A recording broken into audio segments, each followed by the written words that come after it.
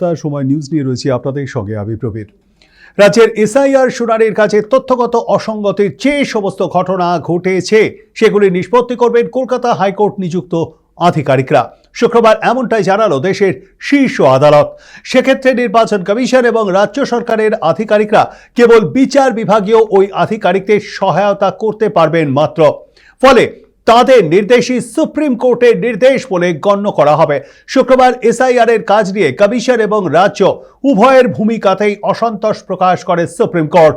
প্রধান বিচারপতি সূর্যকান্ত, বিচারপতি জয়মাল্য বাগচি এবং বিচারপতি এনভি আঞ্জারিয়ার বেঞ্চে মামলাটি শুনানি ছিল। আদালত জানায়, রাজ্যের ভূমিকায় তারা হতাশ। রাজ্য সরকার এবং কমিশনের মধ্যে বিশ্বাসের ঘাটতি রয়েছে বলেও মন্তব্য করেন প্রধান বিচারপতি। এরপরেই কলকাতা হাইকোর্টকে এসআইআর এর কাজে কয়েকজন বর্তমান বিচারক সহ অবসরপ্রাপ্ত অতিরিক্ত জেলা বিচারকদের নিযুক্ত করার অনুরোধ করেন তিনি।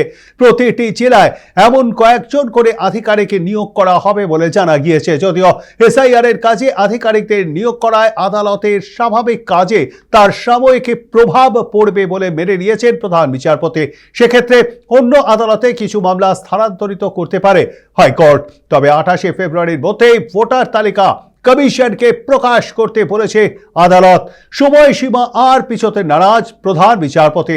এর পাশাপাশি এতদিন রাজ্যে এসআইআর কে কেন্দ্র করে যে সমস্ত হিংসার ঘটনা ঘটেছে তারও এদিন স্ট্যাটাস রিপোর্ট জমা দেওয়ার নির্দেশ দেন প্রধান বিচারপতির বেঞ্চ।